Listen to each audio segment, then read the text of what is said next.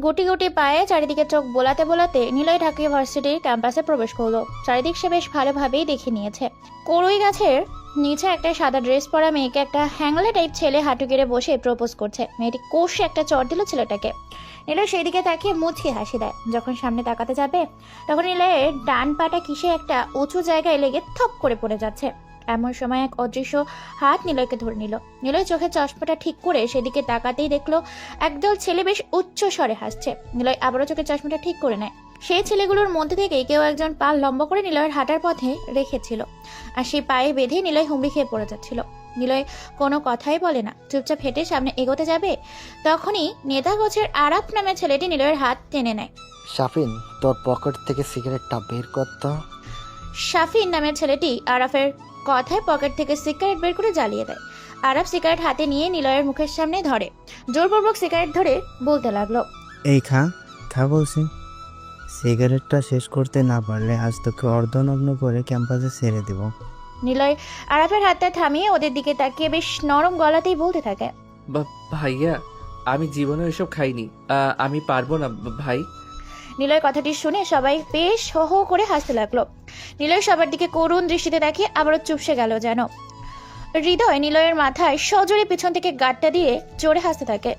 সোহাগ নিলয়ের মাথাটা বেশ জোরেই চেপে ধরে নিলয়ের মুখে সিগারেট গুঁজে দেয়, বলে, তোর 14 গোষ্ঠী খাবে আজ, তুই খাবি না মানে? ভাই কি বললো শুনতে পাস নাই? টান টান সিগারেট টান বলছি। নিলয়ের ঠোঁটে সিগারেট আগুন লেগে ঠোঁটে কিছুটা পুড়ে যায়। নিলয় কান্না করতে থাকে। আরাফ জোরে নিলয়ের মাথায় চড় মেরে দেয়। ওই যে মেয়েটা আসছে, ওর সামনে যাবি, ওর ওন্না ধরে টান দিবি। যা এখন। ভাই আমি পারবো না। কথাটা বলার পরই আরাফ নিলয়ের গালে চড় বসিয়ে দেয়। সকালের উদিয়ান আশিক তাপমাত্রিক রোদ নিলয়ের চোখে বারবার পড়ছে। নিলয়ের চোখ লাল হয়ে আসছে, কিছু বলতে চাইছে বারবার, কিন্তু আর পেরে উঠল না। সেই শক্তিটা মৃতপ্রায়, শুধু ফ্যাল ফ্যাল করে সামনে তাকিয়ে থাকা লোক কয়েকজনের দিকে তাকাচ্ছেও। আজ প্রথম নিলয় র্যাগিং এ পড়েছে। কেমন যেন সব অনুভূতিহীন হয়ে আসছে তার কাছে। র্যাগিং কাকে বলে এর আগে নিলয় জানতো না। এইভাবে ঢাকা ভার্সিটিতে অ্যাডমিশনের পর এমন ভাবে নিলয় তা ভাবতেও পারেনি। নিলয়ের কাঁধে শাফিন হাত রেখে বলে, এটাকে কি করব ভাই? এক কাজ কর, ওর গায়ের জামা খুলে নে। আরে না না, বেচারা তাহলে ল্যাংটা হয়ে ঘুরে বেড়াবে। কথা কস কেন তো তুই? গায়ের জামা খুলে ওদের মেয়েদের ওই ড্রেস পরিয়ে দে। ওই ড্রেস মানে কোন ড্রেস রে শাওন? ভাই ওই যে আজকাল সব মডার্ন মাইয়া আছে না, নাইট পার্টিতে পরে যায়, অর্ধেক খোলা অর্ধেক ঢাকা থাকে। আরে ওই যে সামনে ঢাকা পিছনে খোলা যেগুলা, সেগুলার কথা বলছি।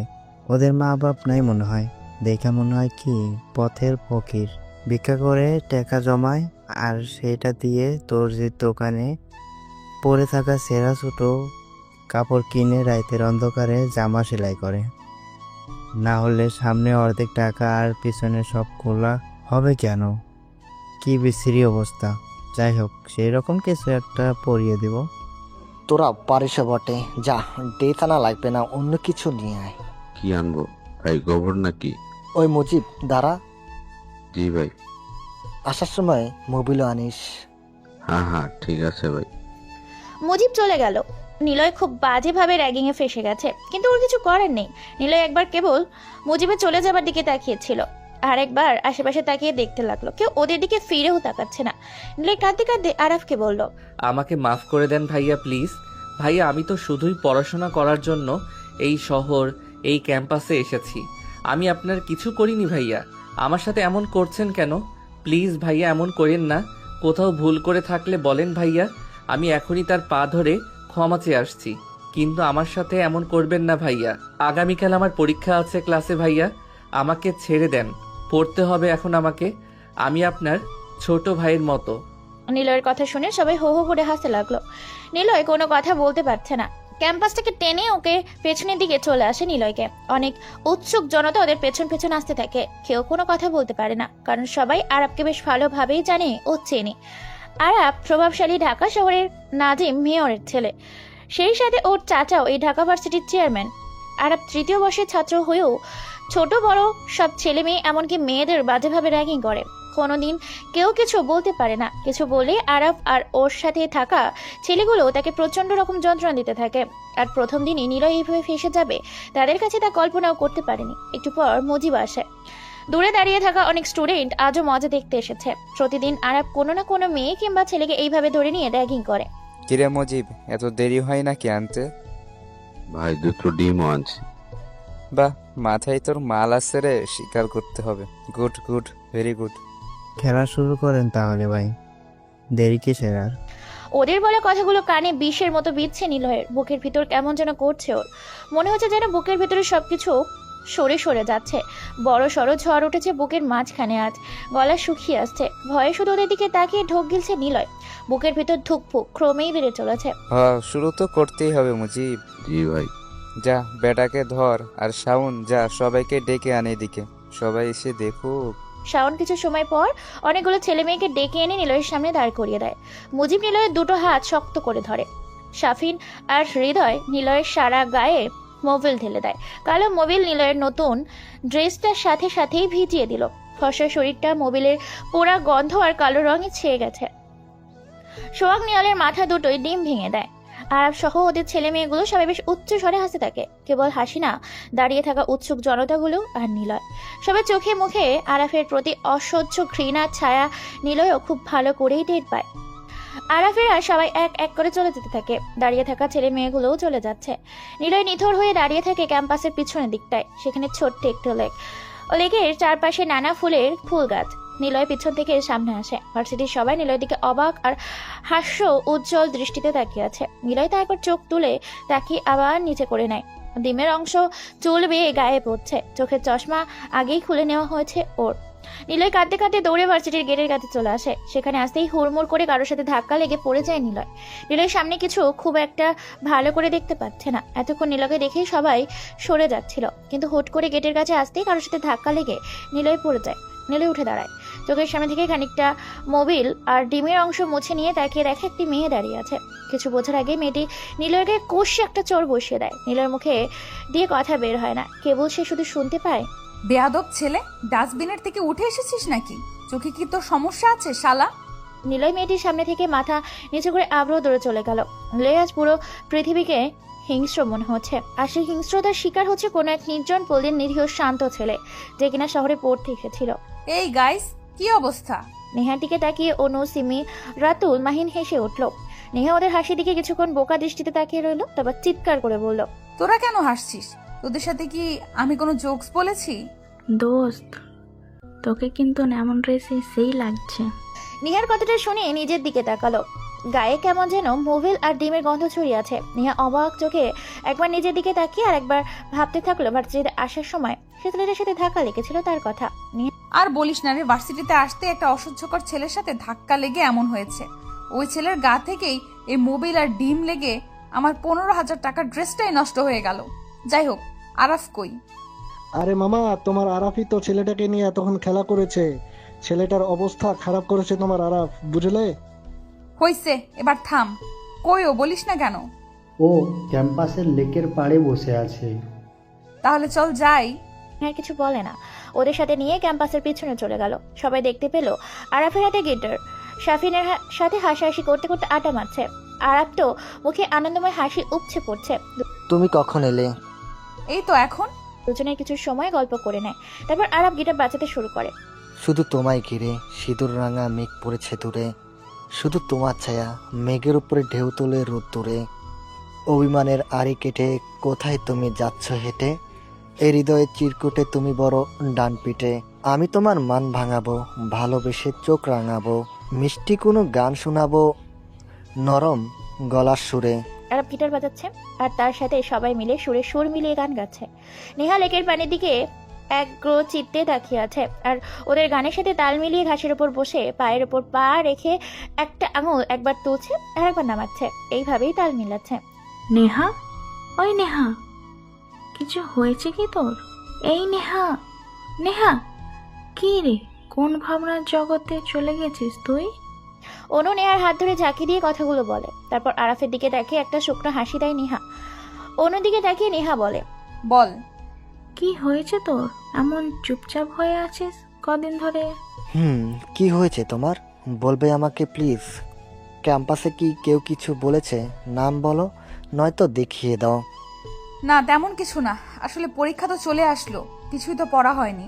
আবার আজ একটা ক্লাসে পরীক্ষা আছে তো, তাই আর কি। আরে সমস্যা নেই, আমরা ব্যবস্থা করে দিব। আরাফের কথা শুনে নেহা চুপ হয়ে যায়, কিছুই বলে না। নেহা চুপচাপ থাকার পেছনে কারণ আছে, আর সেই কারণ এই আরাফ। সবার সামনে নেহার সাথে আরাফ ভালো ব্যবহার করলেও আলাদাভাবে আরাফ নেহাকে আজ সপ্তাহখানিক হলেও রুম ডেটের জন্য খুবই প্রেশার দিচ্ছে। আরাফকে সে কখনোই ভালোবাসেনি। আরাফকে নেহা তার কলেজের জন্য বলতে গেলে আরাফের ব্যবহার করার জন্যই নেহা আরাফের সাথে ভালোবাসার নাটক চালিয়ে আসছে কয়েক মাস। আর রিলেশনের এমন পর্যায়ে এসে গেছে নেহা, যেখানে প্রতিনিয়ত আরাফ নেহাকে খুব আপন করে পেতে চাচ্ছে। আর নেহা আরাফকে নানা রকম বুঝিয়ে চলেছে। তাই আরাফ সুযোগ বুঝে নেহাকে তার খুব কাছে নিতে চায়, বসিয়ে দিতে চায় নেহার মিষ্টি চেহারা, তার হিংস্র দন্ত। নেহা বসা থেকে উঠে ক্লাসের দিকে যাবে, তখনই আরাফ হাত ধরে বলে, ক্লাসে? এই অনু চল ক্লাসে যাই। আচ্ছা যাও, কিন্তু ক্লাস থেকে বের হয়ে পার্কে দেখা করবা। নেহা আর অন্য ক্লাসের দিকে যেতে থাকে। আরাফেরা সেখানে বসে আড্ডা দিতে থাকে। আরাফের ক্লাস না করলেও চলে, কারণ প্রভাবশালী ব্যক্তির ছেলে বলে কথা। আর নেহা বড়লোক বাপের একমাত্র মেয়ে। তবে নেহা ঢাকায় এসেছে কেবল পড়াশোনা করতে, আর নেহার পরিবার অন্য শহরে। তুই ওদের সাথে মুখে মুখে তর্ক করতে গিয়েছিস কেন? শোন নিলয়, তুই যদি চুপচাপ চলে আসতে ওখান থেকে, তাহলে ওরা কিছুই বলতো না। তোর ভুল হয়েছে এরকম কাজ করাটা। যখন তোকে বলেছিল ওই মেয়েটার ওড়না টেনে নিয়ে চলে আসতে, তুই চলে আসলেই পারতি, তাহলে তোকে আর এত কষ্ট করা লাগতো না। তুই না, মানে কি যে বলবো তোকে বুঝতে পারতেছি না। এরকম কেউ করে? হ্যাঁ না দোস্ত, আমি বলবো তোর অন্যায় হয়েছে, তুই ওদের কথা শুনলেই পারতি। ঋষাদের কথা শুনে নিলয় কিছুক্ষণ তাকিয়ে থাকে ওর দিকে। নিলয় ব্যালকনিতে এসে দাঁড়ায়, দীর্ঘ একটা শ্বাস ফেলে সিগারেট জ্বালায়। ঋষাদ ওর পাশে যেয়ে নিলয়ের মুখ থেকে সিগারেট কেড়ে নিয়ে ছুঁড়ে ফেলে দেয়। নিলয় একটু মুচকি হেসে শান্ত গলায় বলে, ওদের চামচা কবে থেকে হলি তুই? এই খবরদার বলছি, আজে বাজে কথা বলবি না। আমি চামচা ওদের? তা নয়তো কি, তখন থেকে দেখছি ওদের সুনামের তো তোর পঞ্চমুখ। হাই, আমি কি তোর মতো নাকি যে বেশ নায়ক কিরিক দেখাতে যাব আর তারপর মাথায় ডিম ফাটিয়ে সারা গায়ে মোবিল মাখিয়ে বাড়ি ফিরবো? নিলয় কিছু বলে না, কেবল দূরে বসা দুটো পাখির দিকে তাকিয়ে নীরবে কি যেন ভাবছে। ঋষাদ বলেই চলছে, আচ্ছা বাদ দে, যা হয়েছে ওইসব ভুলে যা। ওদের থেকে দূরে থাকবি। একদম দূরে থাকবি। ডাকলে কাছে যাবি। হ্যাঁ ছাড়া বেশি কিছু বলবি না। নিলয় হাসে। ঋষাদ মুখে বেশ চিন্তার ছাপ স্পষ্ট। নিলয় দেখতে পায়। নিলয় বিছানায় চলে এসে গা এলিয়ে দেয়। তারপর, ওই শোন, এদিকে আয়। হ্যাঁ হ্যাঁ, তোকে ডাকছি আমি, এদিকে আয়। আয় আয়। নিলয়ের কাঁধে ব্যাগ ঝুলিয়ে আর এক হাতে পকেটে গুজে মাথা নিচু করে ক্যাম্পাসে প্রবেশ করে। ধীর পায়ে হাঁটতে থাকে নিলয়। তখনই নিলয়কে উদ্দেশ্য করে আরাফ এর ডান হাত শাফিন ডাকলো। নিলয় একবার পিছনে তাকিয়ে শিওর হয়ে নেয় যে ওকে ছাড়া অন্য কাউকে ডাকছে না, কিন্তু না, তারা নিলয়কেই ডাকতে থাকে। নিলয় একটু তাড়াতাড়ি হেঁটে ওদের সামনে আসে। এসে দাঁড়াতেই শাফিন বলে ওঠে, ভাই, ওই বদপলা আসছে। আরাফ চায়ের কাপটা বেঞ্চের ওপর রেখে টি স্টল থেকে বের হয়ে এসে নিলয়ের দিকে তাকায়। সাথে আরাফের সাথে বেরিয়ে আসে মুজিবুর, হৃদয় আর সোহাগ। কিরে, কেমন আছিস? জি ভালো। নিলয়ের উত্তর শুনে আরাফ কপাল কুঁচকে নিলয়ের দিকে মাথা থেকে পা পর্যন্ত দেখলো। ভাব দেখে মনে হচ্ছিল আরাফ বোধহয় ডোডির কাজ শিখবে, কিন্তু না। নিলয়ের দিকে তাকিয়ে বলল আরাফ, তোর নামটা কি যেন? জি নিলয়, আমার নাম নিলয় ভাই। নিলয় ভাই? ক্যাম্পাসে ডন নাকি রে তুই? কিরে শাপিন, মুজিব, আমাকে আগে বলিসনি তো ক্যাম্পাসে নিলয় ভাই নামে ডন আছে? এটা তোর ঠিক কাজ করস নাই মামা, আমাদের তো আগে বলবি। তা নীলা ভাই, আপনি কোন ইয়ারে? আর আপনার ছেলেরা কই সব? যতই হোক ডন মানুষ নিলয় ভাই, প্রভাবশালী ব্যক্তি। নিলয় কোনো কথা বলে না, কেবল একটু ঠোঁট বাঁকিয়ে মুচকি হাসে। আর সামনে দাঁড়িয়ে থাকা সবাই উচ্চ স্বরে হাসতে লাগলো। নিলয় ভয়ে ভয়ে বলে ওঠে, আপনার ভুল হচ্ছে ভাইয়া, আমি আমাকে নিলয় ভাই বলি নাই, আপনাকে ভাই সম্বোধন করে ডেকেছি।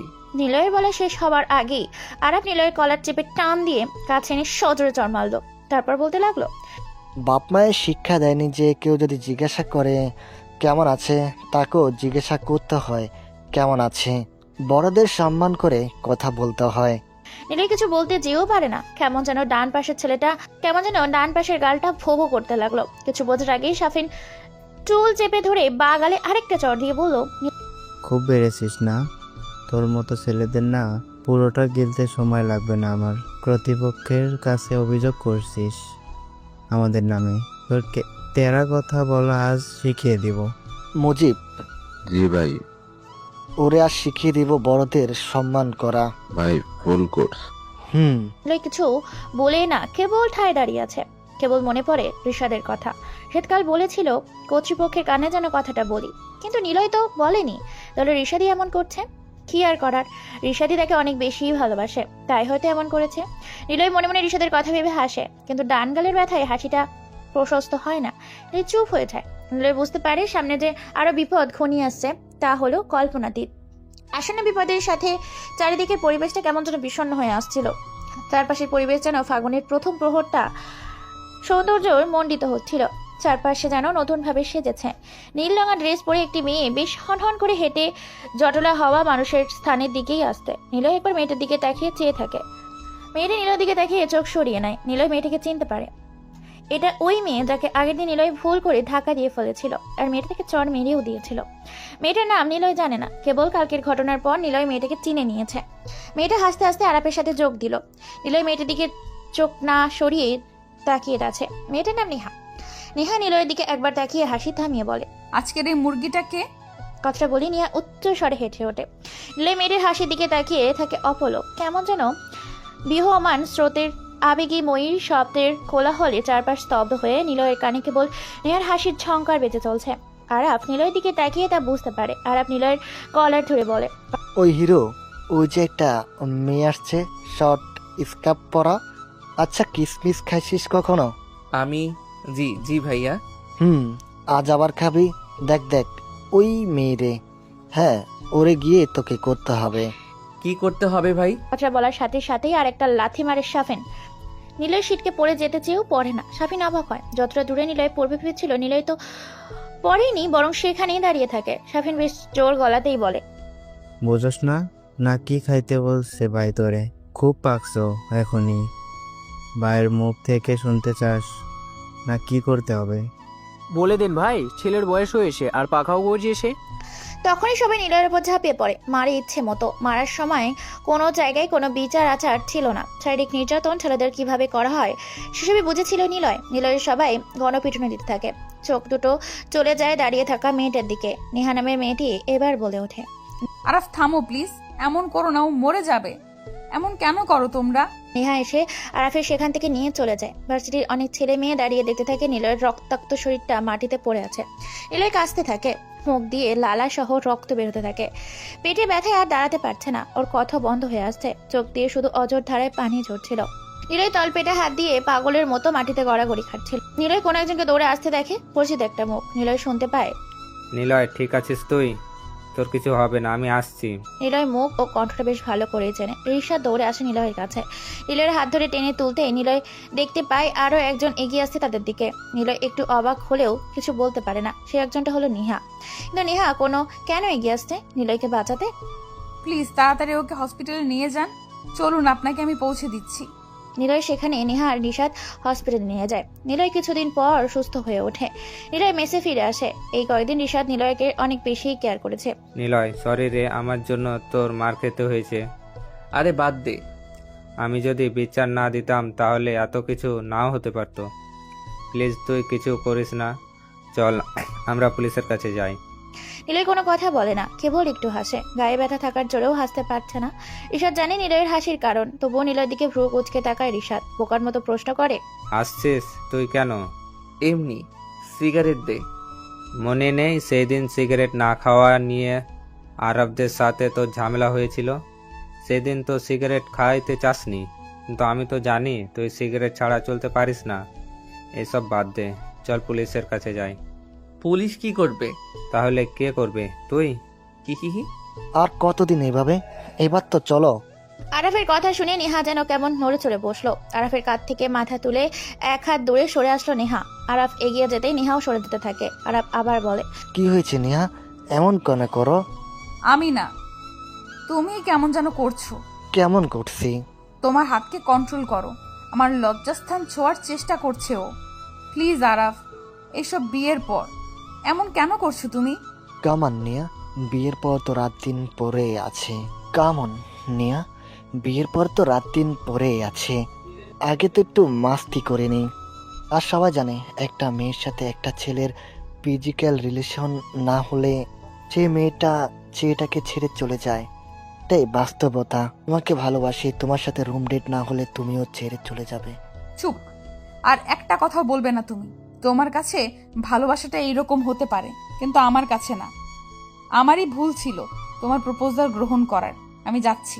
নেহা উঠে চলে আসে। নেহা আরাফের প্রথম সময় কাটানোর জন্য ভালোবাসলেও ধীরে ধীরে চেয়েছিল আরাফকে সে সত্যিকার অর্থেই ভালোবাসবে। কিন্তু আরাফের কাছে ভালোবাসাটা টিকিয়ে রাখার নতুন এক বাস্তব গল্প শুনে ভালোবাসাটাই কেবল যেন গায়ে গুলিয়ে উঠছে। নেহা চাইলেও ব্রেকআপ করতে পারছে না, কারণ আরাফের বাবা নেহার বাবার থেকেও প্রভাবশালী। আর তাছাড়া যদি সবাই মিলে নেহাকে তুলে নিয়ে যায় তখন কি হবে, এসব কিছু ভেবে নেহা রিলেশন চালিয়ে যাচ্ছে। আর ওদিকে আরাফ একজন প্লে বয়। তবে নেহাকে সে সত্যিকারেরই ভালোবাসে। তবে আরাফ আরো অনেক মেয়ের সাথে রিলেশনে জড়িয়ে আছে। এটা নেহা যেমন জানে না, তেমনি ওই বাকি মেয়েগুলোও জানে না আরাফ কেবল তাদের সাথে ফিজিক্যাল রিলেশনের জন্যই ভালোবাসার নাটক করছে। নেহা মাথা নিচু করে হাঁটে, কেমন যেন সব অস্থির লাগছে। আরাফের মুখটা মনে ফুলেও ওর চরিত্রের কাছে তা কালো হয়ে ভাসছে। দূর থেকে নিলয়কে দেখে নেহা দেখতে পায় মাথা নিচু করে ছেলেটা আসছে। আর এইদিকে নিলয় বেশ কয়েকদিন পর ভার্সিটিতে আসলো। মজার ব্যাপার হলো, নিলয় এই অবধি যে কয়েকদিন ভার্সিটিতে এসেছিল কোনোদিনই ক্লাস অবধি যেতে পারেনি। ক্যাম্পাসে আসাকালীন র্যাগিং এর শিকার হয়েছে তারপর অপমানে ফিরে আসতে হয়েছে, না হয় ফিরে আসতে হয়েছে বাধ্য হয়ে। নিলয় মাথা নিচু করে এগিয়ে যাচ্ছে। এই নিলয়, এইদিকে আসো। নিলয় থমকে দাঁড়ায়। এই অবধি নিলয়কে এখনো কেউ নাম ধরে ডাকেনি বা এইভাবে ডাকেনি। নিলয় ঘুরে তাকিয়ে দেখে নেহা নামের মেয়েটি তাকিয়ে আছে নিলয়ের দিকে এবং হাত দিয়ে ইশারা করে ডাকছে। নিলয় ধীর পায়ে এগিয়ে যেতে থাকে নেহার দিকে। তখনই পেছন থেকে কে যেন নিলয়ের কাঁধে হাত রাখে। নিলয় ঘুরে তাকাতেই দেখে আরাফ আর তার দলের ছেলেপুলে। নিলয় মাথা নিচু করে নেয়। কোথায় যাচ্ছিস? কোথাও না ভাইয়া। নেহার দিকে যাচ্ছিস না? হুম। নেহা, তুমি যাও এখান থেকে। কেন?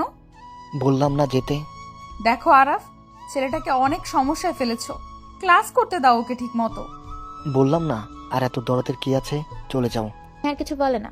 নিলয়ের দিকে একবার তাকিয়ে চলে যায়। নিলয় সবার দিকে একবার তাকিয়ে মনে মনে বলে, শালারা আবার এসেছিস? নিলয়কে নিয়ে ওরা ক্যাম্পাসের মাঝখানে এসে দাঁড়ায়। আরাফ শাফিনের দিকে ইশারা করে বলে, নে শুরু কর। শাফিন, মুজিব আর সোহাগ চিৎকার করে রোগ ডাকতে শুরু করে। নিলয় কেবল বোকার মতো চেয়ে থাকে। খানিকটা পর অনেক স্টুডেন্ট জমা হয়। আরাফ তখন চিৎকার করে বলে, বন্ধুগণ, আজ আমাদের এই নতুন বন্ধু ভার্সিটির কোনো বাইরে নতুন কোনো একটা মেয়েকে টিক্স করবে, তার গালে চুমু খাবে। সবাই কি তা দেখতে চাও? কেউ কোনো কথা বলে না, কারণ এমনটা সবার ক্ষেত্রেই হয়েছে। কোনো স্টুডেন্ট বাদ যায়নি আরাফের মর্মান্তিক ট্র্যাক থেকে। তাই সবাই সায় না দিলেও আরাফ নিলয়কে ঠিকই ভার্সিটির গেট অবধি টেনে হিঁচড়ে নিয়ে আসে। তারপর ক্যাম্পাস থেকে টেনে হিঁচড়ে নিলয়কে আরাফেরা বাইরে নিয়ে আসে। নিলয় ভার্সিটির গেটের কাছে এসে দাঁড়ায়। আরাফ তখনই নিলয়ের জামার কলার ধরে আছে। নিলয় তখনও যথেষ্ট সম্মানপূর্বক ভাষায় বলে ওঠে, আরাফ ভাই, প্লিজ আমাকে ছেড়ে দিন। আমি আর কোনোদিনও ভার্সিটিতে আসবো না। আমাকে মাফ করে দিন। আমি কোনোদিনও আপনাদের সামনে আসবো না। চুপ শালা, এখন কোনো কথা না। এ শাফিন, ফোন বের করে ভিডিও করে নেই। আর কি যেন তোর নাম? ও হ্যাঁ, শুন হালারপুত, এদিকে তাকা, দেখ অনেকগুলো মেয়ে আসছে। ওই মেয়েগুলোর মধ্যে যে টাইট পোশাক পরে আছে তাকে সরাসরি গিয়ে বলবি আপনার সাথে করতে চাই। ছি ভাই, এসব কি বলেন? আমি পারবো না। কথাটা বলার সাথে সাথেই নিলয়ের গালে শাফিন এসে চর বসিয়ে দেয়। আরাফ রেগে যেয়ে বলে ফেলে, শালা মাদারি, যা বলছি তাই করবি, না হলে তোর খবর আছে। শুন, আমাদের দিকে একবার তাকাবি না। কোথা যাবি বলবি আর চলে আসবি। নিলয়কে আরো একটি চর দিয়ে সবাই সেখান থেকে চলে আসে। নিলয় কিচ্ছু বলে না, সোজা মেয়েগুলোর সামনে যে আরাফের বলা কথাগুলোর মধ্যে প্রথম কথা বলতে মেয়েটা চিৎকার দিয়ে ওঠে। নিলয়ের কষে চর মারে। সাথে সাথে আশেপাশের লোকগুলো জড়ো হয়ে যায় ক্যাম্পাসে। তখন আরো যেসব বড় বড় ভাইরা ছিল ওই সময় সেখানে এসে নিলয়কে রাস্তার উপর রেখে ইচ্ছে মতো মারতে থাকে। আম জনতাও গণপিটুনি দিতে থাকে। বেশ কিছু সময় নিলয়ের ওপর এক প্রকার ঝড় ও নির্যাতন চলতে থাকে। কেউ শুনেনি সেই সময় নিলয়ের কথা। অনেক লোকের ভিড়ে পরিচিত দুটি মুখ নিলয় দেখতে পায়, নেহা ও ঋষদ। কিন্তু তাদেরও কিছু করার ছিল না, কেবল তারা আত্মচিৎকার বলেই চলেছে, আপনারা ওকে ছেড়ে দিন। কিন্তু কেউ শোনেনি ওদের কথা। হঠাৎ করে নিলয়ের ওপর সবার মারের ঝড়টা থেমে যায়। নিলয় রক্তাক্ত অবস্থায় সামনে তাকিয়ে দেখতে পায় কয়েকজন পুলিশ দাঁড়িয়ে আছে। নিলয়ের যেন প্রাণ ফিরে এলো। এই অবস্থার মধ্যে পড়ে পুলিশকে নিলয় আসলেই বন্ধু বলে মেনে নিতে লাগলো। ঋষাদ আর নেহা দৌড়ে নিলয়ের কাছে আসে। নিলয়ের গাল বেয়ে রক্তের লালা যেন চারিদিকে ছড়িয়ে পড়ছে। টি শার্টটা রক্তে লাল রঙে ছেয়ে গেছে। পুলিশের মধ্যে অফিসার কোচের লোকটা বলে উঠলো, কি হয়েছে এখানে? সবাই কেন ছেলেটাকে এভাবে মারছো? ঋষাদ কিছু বলতে যাবে, তখনই কোথা থেকে আরাপ এসে দাঁড়ায়। অফিসারের সালাম দিয়ে বলে, স্যার, ও একটা অভদ্র ছেলে, মেয়েদের প্রচুর উত্তপ্ত করে। এখন এখানে ওই মেয়েটাকে বাজে কথা বলেছে বলে সবাই ওকে মারছে। পুলিশ অফিসার রাফিন মেয়েটার দিকে তাকিয়ে ইশারায় জিজ্ঞাসা করতেই মেয়েটি কান্না করতে করতে বলে, জি স্যার, এই ছেলেটা আমাকে এসে অনেক বাজে কথা বলছে। রাফিনের কোনো কথা শোনে না, সোজা নিলয়কে একটা চড় দিয়ে থানায় নিয়ে চলে যায়। নিলয় থানায় বসে আছে, খালান দিয়ে বসে কি যেন ভাবছে। অফিসার রাফিন খানিকটা অবাক হয় নিলয়কে দেখে, কারণ এখানে যতজন কয়েকদিন ধরে আসে সবাই এতক্ষণে স্যার আমি নির্দোষ, আমি কিচ্ছু করিনি, আমাকে ছেড়ে দিন, আর করবো না, এরকম কথা বলে কান্নাকাটি চিৎকার চেঁচামেচি করতে থাকে। কিন্তু নিলয় কারোদের ভিতর দেওয়ালে হালান দিয়ে এক পা লম্বা আর এক পা খাটো করে এক হাত সেখানে পায়ের ওপর রেখে বসে আছে, একদম চুপচাপ। গাল বেয়ে কপাল বেয়ে ফোটে যেন রক্ত বেরোচ্ছে তখনও। সেদিকে নিলয়ের কোনো খেয়ালই নেই। শেষমেশ অফিসার রাফিন আর সহ্য করতে না পেরে বলেই ফেলে, ওই ছেলে, তোর কপাল কেটে রক্ত বের হচ্ছে তো, দাঁড়া ডাক্তার নিয়ে আসি। দরকার নেই, মানে? আমি মেসেজেই ডাক্তার দেখে নিতে পারবো। হোয়াট? তুই কি পাগল? তোকে কে ছেড়ে দেবে? হি হি হি। পাগলের মতো কথা না বলে বসে থাক। রাফিন ডাক্তার আনতে চলে যায়। এক সময় ডাক্তার নিয়েও আসে। ভেতরে প্রবেশ করে ডাক্তার, ক্ষত ড্রেসিং করে ব্যান্ডেজ করে চলে যায়। নিলয়কে রাফিন বলে, কি দরকার ছিল মেয়েটাকে টিচ করার? তোকে দেখে তো ভালো ঘরের ছেলে বলে মনেই হচ্ছে। হি হি হি হি। হাসিস কেন? যদি বলি আমি এমন কিছুই করিনি তাহলে কি ছেড়ে দেবেন? দেব। তোকে দেখে মায়া হচ্ছে বড্ড। উপর দেখে কারো মায়াতে পড়তে নেই। মানে কিছু না, আপনি মায়াতে পড়বেন আর সেই মায়া কাটতে অনেক বেশি সমস্যা। যেমন আপনি আপনার স্ত্রীর মায়াতে ওর সাথে ঝগড়া হওয়ার পরও না পারছেন একা থাকতে, না পারছেন ওনার সাথে কথা বলতে। ওই ছেলে, তুই কি ভাবে জানলি আমার বউয়ের সাথে ঝগড়া হয়েছে? আপনার কপালের দুটো চিন্তার ভাঁজ দেখে। কি মানে? নিলয় কোনো কথা বলে না, কেবল মনে মনে হাসে। নিলয় কেবল আন্দাজে ঢিল ছুঁড়েছে মাত্র, কিন্তু ঢিলটা এইভাবে টার্গেটে লাগবে সেটা নিলয় নিজেও জানে না। পুলিশ অফিসার থানায় থাকা আয়নাতে নিজেকে একবার দেখে নিল। কপালে ওনার কোনো ভাঁজ নেই। উৎসুক দৃষ্টিতে নিলয়ের দিকে তাকায় উনি। নিলয় জানে এখন রাফিন তাকে নানা প্রশ্ন করবে, তাই সে প্রসঙ্গ ঘুরিয়ে বলতে থাকে, আমি নতুন, এই শহরে নতুন, ভার্সিটির নিতান্তই নতুন এক স্টুডেন্ট, খেটে খাওয়া বাবার গরিব সন্তান। খুব কষ্ট করে এখানে পড়তে এসেছিলাম, কিন্তু কপাল দোষে ওই র্যাগিং বাহিনীর পাল্লাতে পড়েছিলাম, যার প্রতিনিয়ত তাদের কাছে আমার রক্তের খেসারত দিতে হচ্ছে। আপনাদের মতো পুলিশরা ওদের কথা শুনে নিশ্চুপ থাকেন। যারা র্যাগিং দিয়েছিল তারা ছিল প্রভাবশালী বাবার কুলাঙ্গার সন্তান। অমানুষের মতো নির্যাতনের শিকার হতে হয়েছে আমার, এমনি আমার মতো নতুনদের। স্যার, এই ক্যাম্পাসে র্যাগিংয়ের আরও অনেক ভয়ানক আর ভয়ঙ্কর ইতিহাস আছে। আপনারা তো কেবল বোবা থাকেন, আর যাকে র্যাগ করা হয়েছে তাকেই এখানে ধরে এনেছেন। মেয়েটাকে আমি কিছুই বলিনি, জাস্ট র্যাগের জন্যই এসব কিছু হয়েছে। আপনারা পারবেন না কোনোদিন কিছু করতে।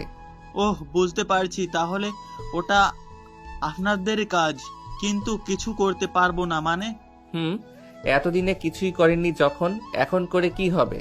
যা করার আমরাই করি। মানে ওদের র্যাগিং সহ্য করি। রাফিন কোনো কথা বলে না, কেবল চুপ হয়ে যায়। নিলয়ের দিকে তাকিয়ে আছে। ঠিক সেই সময় কালো শুট বুট পরে, ভিতরে সাদা শার্ট পরে, কালো টাইয়ের সাথে ম্যাচিং করা কালো প্যান্ট, হাতে নীল রঙের ফাইল। রাফিন লোকটিকে বেশ ভালোভাবে চেনে। ওনার নাম আদনান, দেশের নাম করা একজন বড় ব্যবসায়ী, 10টা কোম্পানির মালিক আদনান সাহেব। রাফিন দেখে আরো কয়েকজন লোক ওনার পেছনে থানায় প্রবেশ করছে, আর তারা সবাই উকিল। রাফিন এত সব নামি দামি লোককে একসঙ্গে দেখে বেশ ঘাবড়ে যায়। রাফিন সাথে সাথে উঠে দাঁড়িয়ে আদনান সাহেবের উদ্দেশ্যে বলে, স্যার, আপনি প্লিজ বসুন। কি খাবেন স্যার, ঠান্ডা না কফি? ওই কে আছিস, স্যারদের জন্য ঠান্ডা নিয়ে আয়। আদনান সাহেব আংশিক মুখ বেঁকিয়ে রাফিনের দিকে একবার তাকায়, তারপর চেয়ারে হাত দিয়ে দাঁড়িয়ে বলে, রাফিন সাহেব, আমি এখানে বসতে আসিনি, এই মাত্র যাকে ধরে এনেছেন তাকে ছাড়াতে এসেছি। আদনান সাহেবের কথা শেষ করতে না করতেই রাফিন দেখে আরো 2 জন লোক থানায় প্রবেশ করে, নেহা ও ঋষাদ। নেহা অবাক চোখে তাকিয়ে আছে রাফিনের সামনে আদনানকে দেখে, কেননা কে না চেনে তাকে। শহরের সবাই এই আদনানকে এক নামে চেনে, আর সেই বিশিষ্ট লোক নিলয়কে ছাড়াতে এসেছে। নেহা ভেবেই তো অবাক হচ্ছে। স্যার আগে বসুন প্লিজ, তারপর কথা বলছি। নৌমি রাফিন, এই নিন। আদনান সাহেব আর কোনো কথা বলে না, সোজা নিলয়ের জামিনের কাগজ রাফিনের টেবিলের উপর রেখে দেয়। রাফিন আর নিহা সবাই চোখ বড় বড় করে চেয়ে তাকাচ্ছে টেবিলে রাখা কাগজের দিকে, আরেকবার তাকাচ্ছে স্যুটটাই পরা আদনান সাহেবের দিকে। রাফিন মনে মনে বহুবার বলেও ফেলেছে, এই ভদ্রলোকের ঝামেলা যত তাড়াতাড়ি শেষ করা যায় ততই নিজের জন্য মঙ্গল। কিন্তু ভদ্রতার খাতিরে কিছুই বলতে পারছে না রাফিন। রাফিন তাড়াতাড়ি কাগজটা দেখেই বলে, রহিম ভাই, নিলয়কে নিয়ে আসুন। নিলয় আসে। সবাই নিলয়ের দিকে তাকিয়ে আছে। ইনোসেন্ট মুখশ্রীতে গোল গোল দুটো চোখ, ঢলঢলে চাহনি নিয়ে নিলয় আসে। সবাই অবাক হয়ে তাকায়, কেবল রিশাদ বাদে। আদনানের সাথে থাকা লোকগুলো ভাবে, কি এমন বিশ্বস্ত আছে এই ছেলের মধ্যে যার জন্য প্রভাবশালী আদনান সাহেব তাকে ছাড়তে এসেছে? কি সম্পর্ক ওর সাথে? কিন্তু কেউ কিছু জিজ্ঞেস করার সাহস পায় না। নিলয় আসতেই আদনান সাহেব বলে, নিলয়। সবাই আদনান সাহেবের কথা শুনে ওনার দিকে তাকায়, আর স্পষ্ট দেখতে পায় আদনানের চোখের কোণে পানি। নিলয় মুচকে আসে, কিন্তু আদনান সাহেব হাসে না। নিলয় আদনানের দিকে একবার তাকিয়ে রিশাদের পাশে দাঁড়িয়ে থাকা নেহার দিকে তাকিয়ে শুকনো একটা হাসি দেয়। আদনান বলে, আরাফদের আমি দেখেছি। না, তার কোনো দরকার নেই, রাফিন সাহেব আছে তো, উনি দেখবে। আদনান আর কোনো কথা বলে না, রাফিনের দিকে তাকিয়ে তীক্ষ্ণ এক দৃষ্টি দেয়। রাফিন বুঝে নিয়েছে তার কি করতে হবে। আদনান আর দাঁড়ালো না। নিলয়ের দিকে আর একবার তাকিয়ে আদনান সোজা চলে আসে থানা থেকে। নিলয় ধীর পায়ে এগিয়ে আসে রাফিনকে বলে, বলেছিলাম না স্যার, আমি ম্যাচে যেই ব্যান্ডেজ করে নিব। নিলয়ের কোনো কথা বলে না, সেও থানা থেকে চলে আসে। রাফিনের মনে হাজারটা প্রশ্ন নিলয়কে নিয়ে, কিন্তু সে প্রশ্নগুলো করা একদমই সুযোগ পায় না। তবে রাফিন জানে এখন তার কি করতে হবে। সোজা ভার্সিটি যেতে হবে, তারপর বাকিটা সেখানেই দেখা হবে। তারপর কালো রং এবং 4 জন পুলিশ সহ জিপ গাড়িতে ভার্সিটির মধ্যে প্রবেশ করে। কিছু সময় আগের ঘটনাগুলো সবার এখন মুখে মুখে, তাই পুলিশ আসবে এটা স্বাভাবিক। আর সবাই জানে পুলিশ এসেই আসামির বিরুদ্ধে কথা বলবে, তাই সবাইকে আরাফের ভয়ে মিথ্যে কথা বলে ছড়ানোর উপায় নেই। কারণ রাত শেষে ঠিকই ভার্সিটিতে সবাইকে আসতে হবে, আর এটাই সুযোগে সহনীয় প্রভাবশালী লোকের ছেলে মেয়েগুলো দূরের ছেলে মেয়েদের নিয়ে যা ইচ্ছে করে। প্রতিবাদ করলেই সমস্যা কমার থেকে দ্বিগুণ বেড়ে যায়।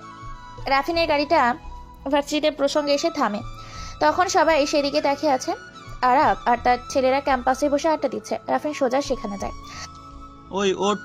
আরাফের উদ্দেশ্যে বলা কথাটা আরাফ প্রথমে শুনেও খেয়াল করেনি, কিন্তু বাকিরা ঠিকই শুনে চুপ হয়ে যায়। রাফিন জামার কলার ধরে আরাফকে টেনে তুলতেই ভার্সিটিতে যেন তখন থমথমে পরিবেশ বহন করে। সবাই চুপ হয়ে এবং উৎসুক হয়ে সেদিকে তাকিয়ে থাকে। আরাফ শেষে বলে, অফিসার, আপনার বুকে অনেক সাহস আছে দেখছি, কিন্তু যেটা করছেন না সেটার ফল অনেক খারাপ হবে। কথাটা শেষ করতেই রাফিন আরাফের গালে কষে চড় দেয়। আরাফের পাশে থাকা ওর দলের ছেলেগুলো রাফিনের দিকে ছুটে আসে, কিন্তু আরাফ তা আটকে নেয়। আরাফ জোরে হেসে ওঠে। রাফিন বলে, আজ শেষবারের মতো তোকে বলছি, এরপর আর যদি একটা স্টুডেন্টকে কোনো প্রকার র্যাগিং করেছিস তোরা, তাহলে দেখিস আমার থেকে খারাপ আর কেউ হবে না। আরে অফিসার, এই অবধি কেউ কিছু করতে পারেনি, আর আপনি কোথাকার কোন পুলিশ? জাস্ট একটা ফোন কলে আপনাকে বিবেক ছাড়া করে দেব।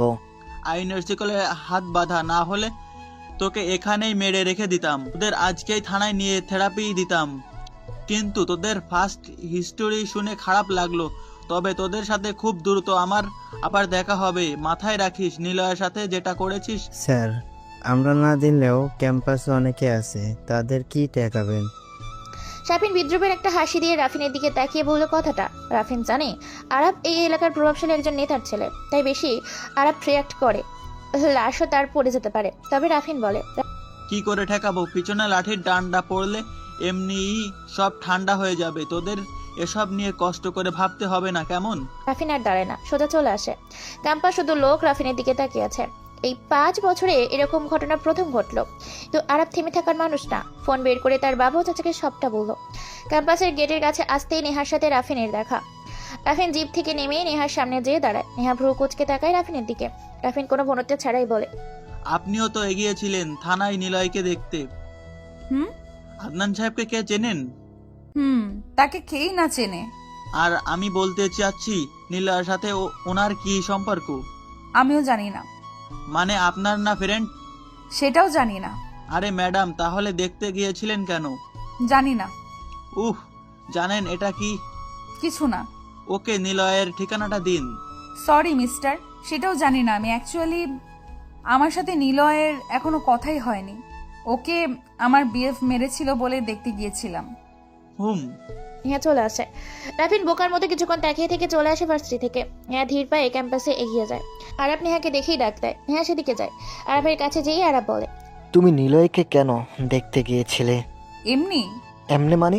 কি সম্পর্ক তোমার সাথে ওর? আমি একটা জিনিস খেয়াল করেছি, ওকে কিছু বললেই তুমি বাধা দাও। কোথায় এমন নয় তো তুমি আরো প্রেম করছো? আরাফের গালে নেহা একটা চর বসিয়ে দেয়। আরাপ চোখ বড় বড় করে নেহার দিকে তাকিয়ে আছে। সবাইকে কি তোর মতো খারাপ মনে হয়?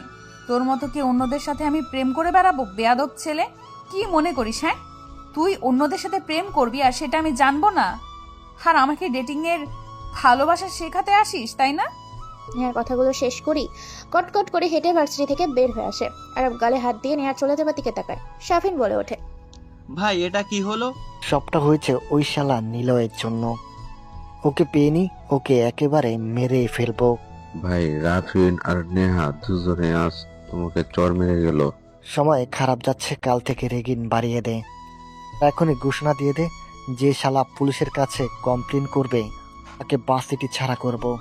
আরাফের কথা মতো সোহাগ আর তার মুজিব সারা ক্যাম্পাসে কথাটা জানিয়ে দেয়। সবাই বুঝে নিয়েছে কাল থেকে তাদের কপালে অনেক খারাপ কিছুই ঘটতে যাচ্ছে। রাফি নিলয়ের ম্যাচের সামনে দাঁড়িয়ে আছে। সেদিনের ঘটনার পর নিলয়ের ম্যাচ খুঁজে বের করতে রাফিনের সময় লেগেছে 15 দিন। রিশাদ ম্যাচের সামনে দাঁড়িয়ে থাকা পুলিশ অফিসারের সামনে যায়। স্যার আপনি এখানে? নিলয়ের সাথে কথা বলতে আসলাম। আচ্ছা ভিতরে আসুন। রাফি নিলয়ের রুমে আসে। এটা কোনো কিছু বললে ভুল হবে, 5 তলা একটা বাড়ি। নিলয়ের মুখে ম্যাচ শুনে নিলয়ের ঠিকানা খুঁজে বের করতে অনেক বেশি সময় লাগে ওর। এই পুরো বাড়িতে খুব একটা লোক নেই বললেই চলে। বাড়িটার ভিতরে একটি ছোট্ট চায়ের দোকান, একজন বয়স্ক লোক সেখানে চা বিক্রি করেন, আর দুটো ফ্যামিলি থাকে নিচতলায়, আর উপরের বাকি তলাতে কেউ নেই। সবটা জুড়ে নিলয় আর ঋষাদের থাকার জায়গা। রাফিন যখন প্রবেশ করে তখন চারিদিক বেশ ভালো করেই তাকাতে তাকাতে যায়। সিভিল ড্রেস পরা, তাই ফ্যামিলির লোকও খুব একটা কিছু মনে করেনি। নিলয়ের ফ্ল্যাটে যায় ওরা। নিলয় রুমেই কাছেই আসে, দরজাটা খোলাই আছে। রাফিন আর ঋষাদ রুমে প্রবেশ করে। দুটো এসি, দুটো বেড, দুটো সিলিং, একটা 32 ইঞ্চি স্মার্ট এলইডি টিভি, বড় একটা ফ্রিজ, বেশ গোছালো পরিপাটি একটা রুম। রাফিন হাবার মতো তাকিয়ে সবটা দেখে নিল, কারণ নিলয় নিজেই বলেছিল সে গ্রাম থেকে এসেছে। খেটে খাওয়া গরিব বাপের ছেলেও বহু কষ্টে পড়াশোনা করতে এসেছে। তাহলে এত কিছু কিভাবে আসলো? কোথায় পেল? কে ও? রাফিনের মনে প্রশ্নগুলো বারবার ঘুরপাক খাচ্ছে। সে এসেছিল আদনানের রহস্য বের করতে, আর এসেই আরো বড় রহস্যে পড়ে যাবে রাফিন, তা ভাবতেও পারেনি। রাফিন ভেবেছিল হয়তো ভাঙচুর করা একটা মেসে থাকবে, পুরো ঘরের মতো রুমে থাকবে, কিন্তু না, রাফিন যা ভেবেছিল তার কিছুই এখানে নেই। এসব কিছু কি নিলয়ের নাকি ঋষাদের? জানতে হবে। রাফিন বিড়বিড় করতে থাকে। কখন যে নিলয়ের সামনে এসে দাঁড়িয়েছে রাফিন তা জানে না। নিলয় বলে, আরে স্যার আপনি? নিলয় কেমন আছো তুমি? তোমাকে দেখতে আসলাম। জি স্যার ভালো। তা ভাবি কেমন আছে? ঝগড়া মিটেছে? রাফিন হাসে, তবে অবাক হয় নিলয় এখনো সেই কথা মনে আছে দেখে। রাফিন বলে, হুম সব ঠিক। তুমি কি আসলেই ভালো আছো? জি স্যার। কিন্তু এমন পরিস্থিতিতে তোমার তো মানসিক চাপে থাকার কথা, মেন্টালি অনেক প্রবলেম হওয়ার কথা। আসলে স্যার আমি মেন্টালি অনেক স্ট্রং তো, তাই। হুম। রাফিন ঘুরে বেড়ায় রুমে। রাফিনের মনে হাজারটা প্রশ্ন, কিন্তু কিভাবে শুরু করবে বুঝতে পারছে না। নিলয় জানে রাফিন তাকে জিজ্ঞেস করবে, তাই নিলয় বলে, আদনান সাহেব আমাকে কেন ছাড়িয়ে এনেছিল সেটাই জানতে এসেছেন? হুম। কারণ আমি ওনার গ্রামেরই ছেলে, আর এই বাসাটা ওনারই। আমাদের বাড়ির পাশেই ওনার গ্রামের বাড়ি, সেখানে ওনার মা বাবা থাকেন, আর ওনাদের সাথে আমার মা বাবা দারুণ সখ্যতা। উনিও যান সেখানে, আর সেখান থেকেই পরিচয় আমার ওনার সাথে। ব্যাস, আর কিছুই না। ওহ। রাফিন এতক্ষণে সব বুঝতে পারে। নিলয়ের সাথে আরো কিছুক্ষণ কথা বলে চলে আসে সেইখান থেকে। রাফিন চলে যেতেই ঋষাদ বলে, তুই ওনাকে মিথ্যা কেন বললি? মিথ্যে কি বললাম? গ্রামেই তো থাকতাম নাকি? আরে সেটা তো অনেক আগের কথা। বাদ দে। আরাফের কি খবর বল? নেহার সাথে ঝামেলা চলছে, তবে ঝগড়া করছে খুব। গুড, এটার জন্যই তো আমার ভার্সিটিতে আসা। যত বেশি র্যাক করতে ততই সে এগিয়ে। এগিয়ে যাব মানে? কোথায় এগিয়ে যাব? মৃত্যুর দেশে। যাই হোক, ফোন দে তো মাসুমের কাছে। কেন? আরে দে না। নিলয় তুই আবার শুরু করলি তো? আমি এখনই ফোন দিচ্ছি, তবে মাসুমের কাছে না। তাহলে কোথায়? আজ। আচ্ছা বাদ দে, ভার্সিটিতে যাব, কি? নিলয় কোনো কথা বলে না। বিছানার বালিশের নিচ থেকে সিগারেট প্যাকেট বের করে প্যাকেট থেকে লাইটে নিয়ে জ্বালিয়ে টানতে থাকে। রিশাদ এসে সিগারেট মুখ থেকে কেড়ে নিয়ে বাইরে ফেলে দেয়। নিলয় হাসতে হাসতে বিছানায় বসে। রিশাদ বলে, তোকে আর ভার্সিটিতে যেতে হবে না, এখনো সুস্থ না তুই। তাছাড়া তুই গেলে ঝামেলা বাঁধবেই, ওরা ভালো না। হি হি হি। হাসিস কেন? আমি ভালো তো? রিশাদ নিলয়ের প্রশ্নের উত্তর দেয় না, কেবল দীর্ঘ একটা শ্বাস নিয়ে নিলয়ের পাশে বসে। তারপর নিলয়ের দিকে তাকিয়ে রিশাদ বলে, দেখ নিলয়, কেউ না চিনলেও আমি তোকে ঠিকই চিনি। ভয় হচ্ছে রাফিন আরবদের শাসিয়ে এসেছিস বলে। এবার নিশ্চয় খুব বড় ঝামেলা হবে। তুই ওখান থেকে চলে যা, তোর বাড়িও বেচে দে, আমিও চলে যাই। আরে ভাই কি যে বলিস, চল আদনান সাহেবের কাছে যাই। কেন? না, ওনার কাছে যাব না, ওনাকে দেখলে আমার ভয় করে। আচ্ছা ফোনটা দে, মাসুমকে কল দেব। কেন, ঝামেলা করবি বলে? না, দিবি তো, প্রমিস, ঝামেলা করব না। ওকে। নিলয় মাসুমকে কল দেয়। প্রথমবার রিং হতেই রিসিভ করে মাসুম। নিলয় সেখান থেকে রিশাদের ফোন কেড়ে নিয়ে বলে, ভাইয়া বলো। আরাফের উপরে নজর রাখবি। মাসুম কোন দেশের টপ রকস্টার? ধুর, সাধারণ একজন র্যাগার। ও বুঝতে পারছি। আচ্ছা। মাসুম একদমই না। জানিস তো আদনান সাহেব কি বলেছিল? তোর জন্য ঝামেলা বাঁধবে, শিওর। সরি রিশাদ ভাই। মাসুম ফোন কেটে দেয়। সে নিলয়ের কথা মতোই কাজ করবে, রিশাদের না। রিশাদ কেবল ভয় পাচ্ছে আরাপ নিলয়ের মারবে সেটার জন্য। রিশাদ ভয় পাচ্ছে অন্য জায়গাতে। 2 দিন পর নিলয় কাঁধে ব্যাগ ঝুলিয়ে ধীর পায়ে ভার্সিটিতে প্রবেশ করছে। তখনই কেউ একজন তার ব্যাগ টেনে ধরে। পিছনে তাকিয়ে দেখে নেহা দাঁড়িয়ে। নিলয় মুচকি হাসে। নেহা বলে, কেমন আছো? আমিও ভালো। নেহা আর নিলয় হেসে হেসে কথা বলছে। ঠিক তখনই কেউ একজন পেছন থেকে এসে নিলয়ের মাথায় গাট্টা মারে। নিলয় ঘুরে তাকায়, দেখে আরাপ আর তার লোকজন নিলয়ের পিছনে দাঁড়িয়ে আছে। আসসালামু আলাইকুম ভাই। তুই সুস্থ হয়ে এসেছিস? জি ভাই। আচ্ছা চল। কোথায় ভাই? শালা আবার প্রশ্ন করিস, মাদার চোদ। চল শালা এখনই। আরাফও কোথাও যাবে না। কেন, কষ্ট হচ্ছে? ও তো যাবেই। যাওয়ার পর কি হবে সেটা সে জানে না। আর আমাদের ব্যাপারে নাক গলিও না, তাহলে তোমার এই সুন্দর মুখ আর সুন্দর থাকবে না। আরাফ তুমি কিন্তু সীমা ছাড়িয়ে যাচ্ছ। সীমা? এখন ছাড়াবো তোর গায়ে হাত দিয়ে? প্রেম করতাম বলে একদিনে তো গায়ে হাত দিতে দিস নাই। আজকে সবার সামনে তোকে চুমু খাবো, দেখবো কে বাঁচায়। কথাটা শোনার সাথে সাথে নেহা কষে আরাফের গাড়ি চড় বসিয়ে দেয়। তারপর নিলয়ের দিকে তাকিয়ে বলে, তুমি কি রকম ছেলে হ্যাঁ? তোমার সামনে একটা মেয়েকে অপমান করে তুমি কিছু বলতে পারো না? ঠোঁটা আরাপের পায়ের নিচে ছড়ে নেহা। তারপর হন হন করে চলে যায় সেইখান থেকে। আরাপ মুচকি আসে, নিলয়ের জামার কলার ধরে নিয়ে যায় টানতে টানতে। তারপর আরাপ নিলয়ের টি শার্ট ধরে টানতে টানতে নিয়ে যায়। ভার্সিটির সবাই ওদের দিকে তাকিয়ে আছে। নিলয় কারোর দিকে তাকানোর সুযোগ পাচ্ছে না, কেবল বারবার বলছে, ভাই আমাকে ছেড়ে দিন প্লিজ। আমি কি ক্ষতি করেছি আপনাদের? আমাকে দয়া করে ছেড়ে দিন ভাই প্লিজ। নিলয়ের কোনো কথা শোনে না। ক্যাম্পাসের ঠিক মাঝখানে একটি জামরুল গাছের গোল চত্বরে নিয়ে আসে নিলয়কে। ভার্সিটির সব স্যার ম্যাম আর স্টুডেন্টরা এক দৃষ্টিতে তাকিয়েছে সেদিকে, কিন্তু কেউ আরাফের সামনে এসে নিলয়কে বাঁচানোর চেষ্টা করছে না।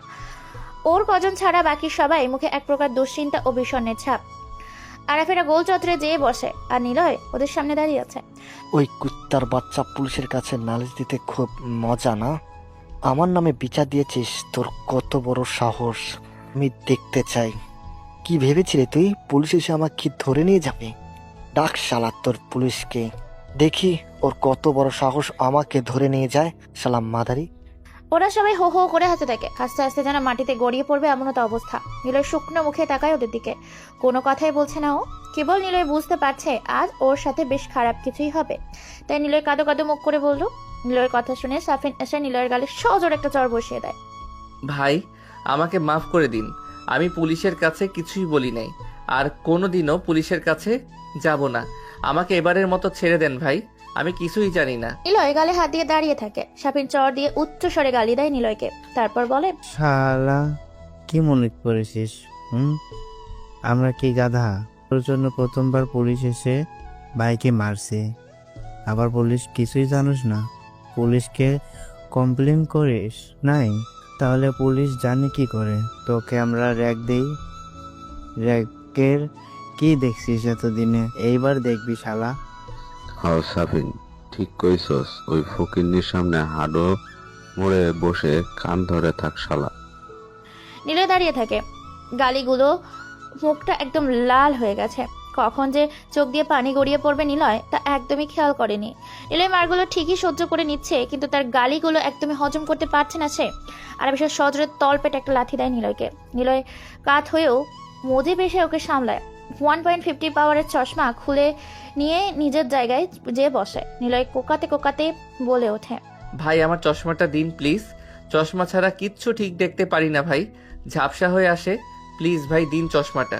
মুজিব নিলয়ের চশমাটা কনভার্স এর নিচে ফেলে দিয়ে মট করে ভেঙে দেয়। নিলয় ঝাপসা চোখে সেদিকে তাকিয়ে থাকে। হঠাৎ নিলয় খেয়াল করে কে যেন তার গায়ে পেছন থেকে এক গাদা পোড়া মোবিল ও গোবর পচা ঢেলে দিয়েছে। নিলয় এবার বসে পড়ে। পেছনে থাকা আরাফের ছেলেগুলো এক এক করে সামনে এসে বসতে থাকে। অনেকগুলো একসাথে জমা হয়, 10 থেকে 15 জন ছেলেরা। নিলয়কে এখন বাজে ভাবে র‍্যাক দিয়ে প্রস্তুত। নিলয় কোনো রকমের চোখ যে মোবিল মুছে সামনে তাকায়। এতক্ষণে নিলয় চোখ দিয়ে পানি পড়তে শুরু করেছে। আরাফ বলে ওঠে, শালার তামসা দেখো, মেয়েদের সামনে ওই দুটো জিনিস দেখতে পাও। ভাই কি যে কন্যা, ওটা তো কানা মানুষও টের পায়। আর ভার্সিটির মেয়েরা তো একটা বোরকা পরে না ভাই, সবাই গেঞ্জি আর টি শার্ট পরে আসে। এই কারণে তো দেখতে পুরো ঢাকা পরিবহনের সামনে লাইটের মতো লাগে ভাই। এই জন্য লেখক বলেছে ভার্সিটির মেয়ে দেখলে আমার থাক ভাই কমনা। ওরে চান্দু, তুমি তো দেখি সব খবর রাখো। মাঝখান থাইকা কথা কইয়া লজ্জা দিবেন না ভাই, লজ্জা পাইতেছি। আরে লজ্জা বান পুরুষ, কিন্তু তুই দেখোস আমাদের নিলয় দেখে না রে, সে জাপসা দেখে। হ ভাই, সে মাইয়াগুলার হেডলাইট গুলা শীতের সকালে কুয়াশার মতো দেখ। কি রে মুজিব, তুই আজকাল একটু বেশি দিবানা হয়েছিস। সব খবর করার আগে বলে দিচ্ছিস। ভালো উন্নতি হয়েছে তো। কি করব ভাই, ভার্সিটির পোলা না আমরা তো আগে এরমই ছিলাম না তো। তোমার লোকে থাইকা শিখে গেছি। এখন রাতে ভিডিও না দেখলে ঘুমাইতে ভালো লাগে না। ওরে বাবা, তা খালি ভিডিও দেখিস নাকি বাস্তবে কিছু করস? কি যে কোন ভাই আপনারা, বাস্তবে তো আবার বলা লাগে যে ফেরো বাবা আছে না। বেশ কিছুক্ষণ ওদের মধ্যে কথা হতে থাকে। সবাই সবার কথা শুনছে। হাসি লাগলো বেশ জোরে। নিলয় কেবল ঠায় বসে আছে আর নিজের দিকে তাকিয়ে বলে ওঠে, ওই এবার কান ধরে কয়েকবার উঠ আর বয়। একদম ভাব নিবি না, তোর বাপ দেখানোর জন্য এখানে কেউ নেই। যেটা বলছে সেটাই কর, না হলে তোর খবর আছে। নিলয় কান থেকে উঠে দাঁড়ায় সেখানে। বসতে যাবে তখনই শুনতে পায়, ভাই প্লিজ ওকে ছেড়ে দাও, ওর কোনো দোষ নাই, আমি সব পুলিশকে বলেছিলাম। কথা শোনার সাথে সাথে নিলয়ের পেছনে দাঁড়িয়ে থাকা ছেলেটা সামনে আসে। নিলয় দেখে এটা রিশাদ, কিন্তু ও এখানে আসবে নিলয় জানে না। হঠাৎ আরাফ এসে রিশাদের গালে চড় দিয়ে বলল, ওই তুই আমাকে আপনি বলে সম্বোধন করলি না কেন? আরাফের কথা শুনে রিশাদ নিলয়ের দিকে তাকায়। নিলয় মোবিল মুখের সামান্য একটা প্রশস্ত হাসি দিয়ে রিশাদকে ইশারা করে আপনি বলতে। রিশাদ মাথাটা নিচু করে নেয়। নিলয় ভেবেছিল রিশাদ এই বুঝি বলবে নে শুরু কর, কিন্তু না, এমনটা হয়নি। রিশাদ প্রশ্নসূচক দৃষ্টিতে তাকায় নিলয়ের দিকে। আর এই দিকে রিশাদ ভাবে নিলয় হয়তো বলবে রিশাদ উঠে দাঁড়া, আমিই দেখছি, কিন্তু না, এমন কিছুই হয়নি। অবশ্য নিলয়কে সবকিছু থেকে বিরত থাকার দায়িত্বটা রিশাদেরই। সরি ভাই, ভুল হয়ে গেছে। তোর ভুলের শালা কিভাবে সম্মান দিতে হয় শিখিস নাই? শিখবি কিভাবে? তোর পাশেরটা তো সম্মান দেয় না। মুজিব যা। কোথায় যাবো ভাই?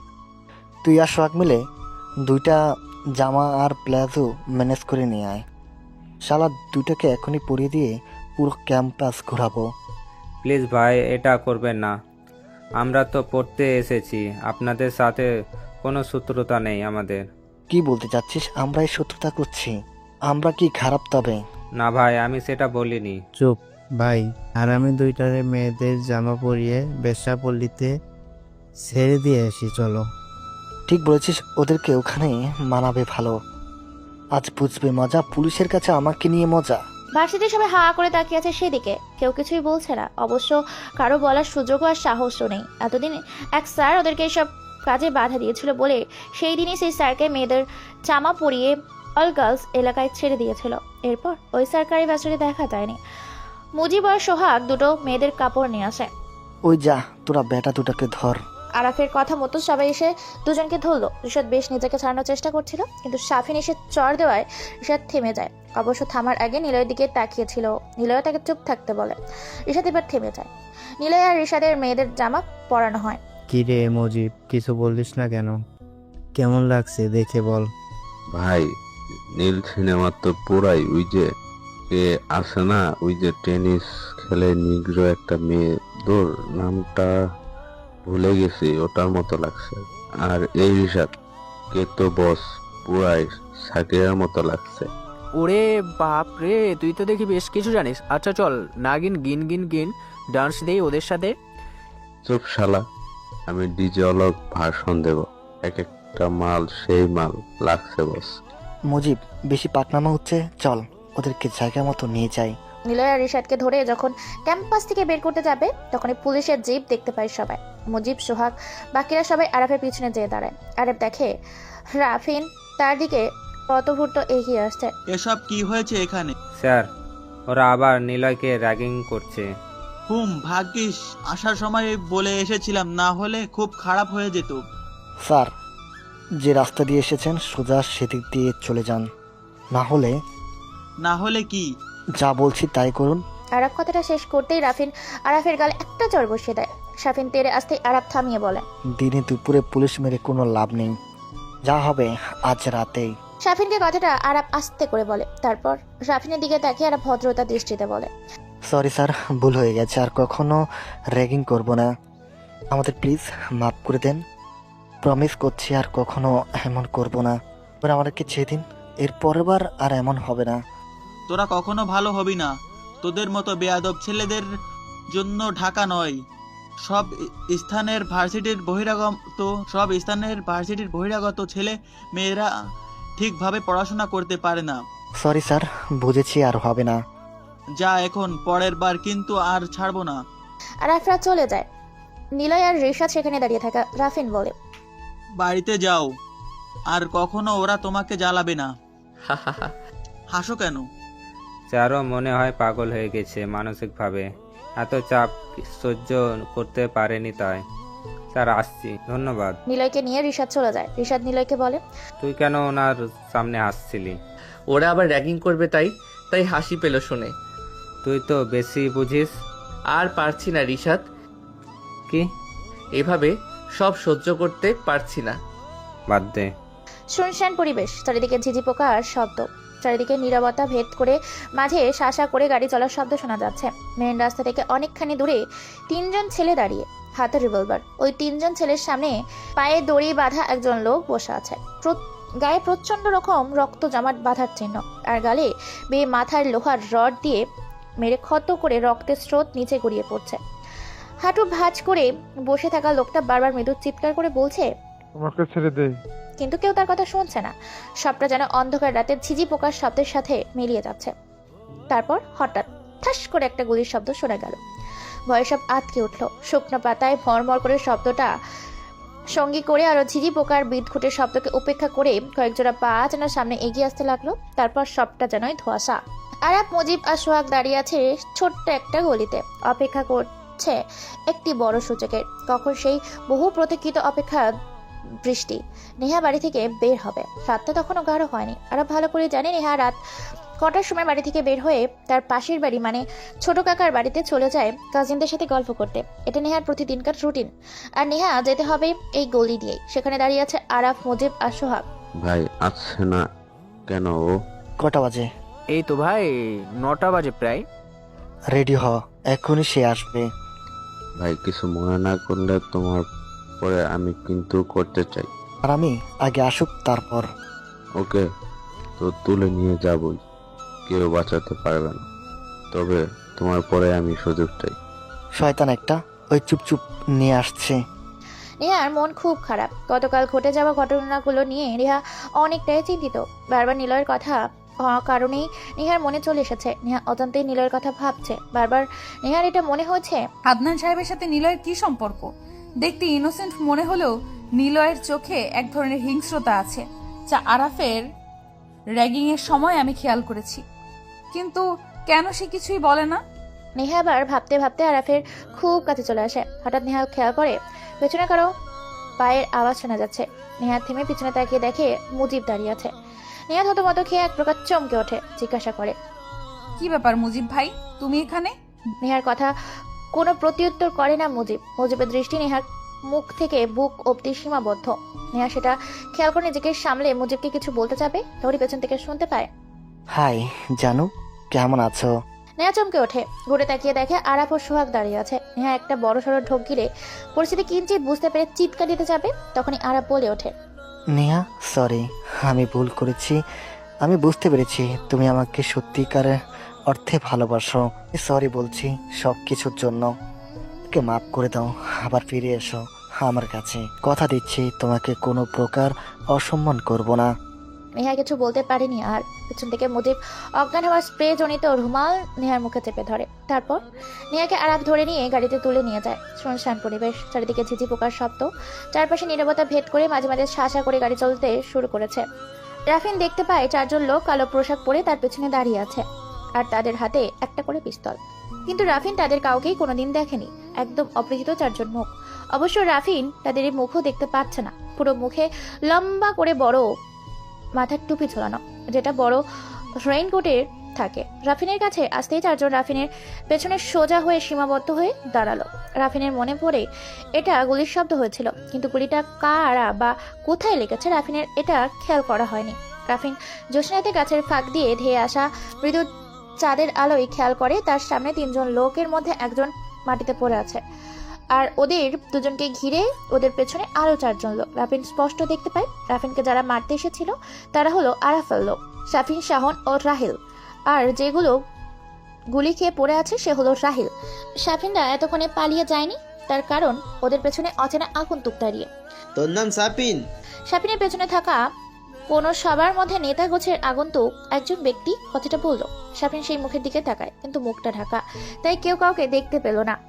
জি জি ভাই, আমার নাম শাফিন। তুতলাচ্ছিস কেন?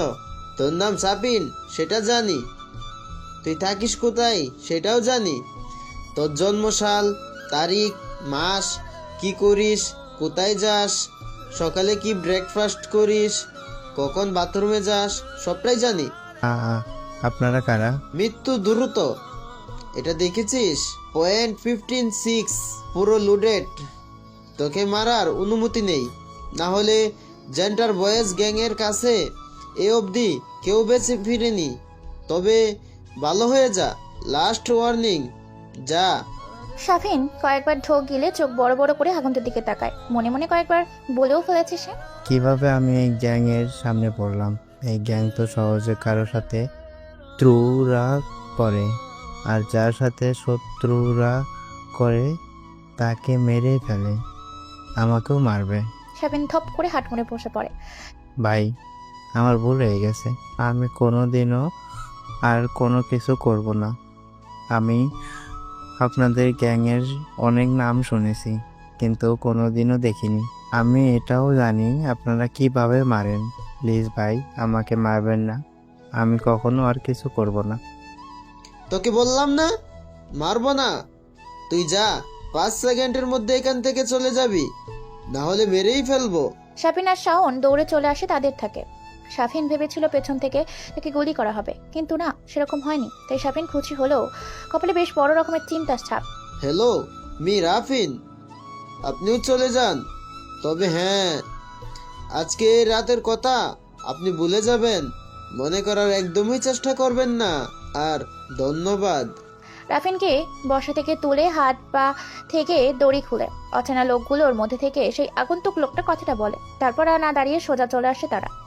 রাফিন সেখানে দাঁড়িয়ে হা হয়ে যায়, কারণ এত কাছ থেকেও সে ডেঞ্জার বয়েজ গ্যাংকে ধরতে পারলো না। সারা বাংলাদেশের প্রশাসন খুঁজে বেড়াচ্ছে এই গ্যাংকে। অনেক অফিসারদের মনে এই ডেঞ্জার বয়েজ গ্যাং নিয়ে নানা রকম চিন্তা, কিন্তু এরা আসলেই খারাপ না। রাফিন বন থেকে বের হওয়ার পুরো সময় ধরে কেবল এই গ্যাংটাকে নিয়েই ভেবেছে। খুব স্পিডে গাড়ি চলছে, শাঁসা করে গাড়ির শব্দে যেন বিকট হয়ে আধা এক ঘুমন্ত নারীর ঘুম ভাঙিয়ে কানে এসে প্রবেশ করছে। ঘুমন্ত মেয়েটা নেহা। মুখে কাপড় বাঁধা। গাড়ির ভিতরে পুরো অন্ধকার। কয়েক মিনিট লাগলো নেহা কোথায় আছে সেটা বোঝার জন্য। তারপর তার সাথে কারা আছে সেটাও বুঝে নিল।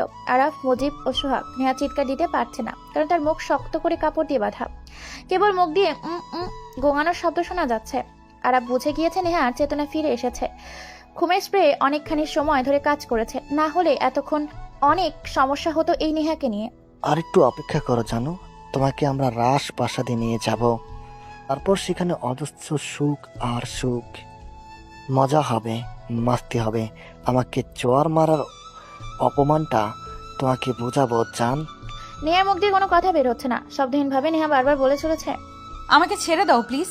কিন্তু নেহার সেই কথা বলার কোনো বাইরে যাচ্ছে না, কেবল চোখ বেয়ে নোনা পানি গড়িয়ে পড়ছে। হঠাৎ করে নেহা খেয়াল করে কোনো একজোড়া হাত তাকে স্পর্শ কাতর জায়গা ছোঁয়ার জন্য স্বতঃস্ফূর্তভাবে এগিয়ে আসতে উপরের দিকে। নেহা এবার ছটফট করতে লাগলো। ঝাঁকুনিতে হাত দুটো নিচে নেমে গেল। চোখ বেয়ে অজস্র পানির মৃদু স্রোত বয়ে পড়ছে নিচে। আবারও কয়েক মিনিট পর সেই জোড়া হাতের উপর দিয়ে উঠে আসতে লাগলো। নেহা কিছুতেই কিছু করতে পারছে না। আবারও ঝাঁকি দিল, কিন্তু এবার সেই দুটো হাত আর সরে গেল না।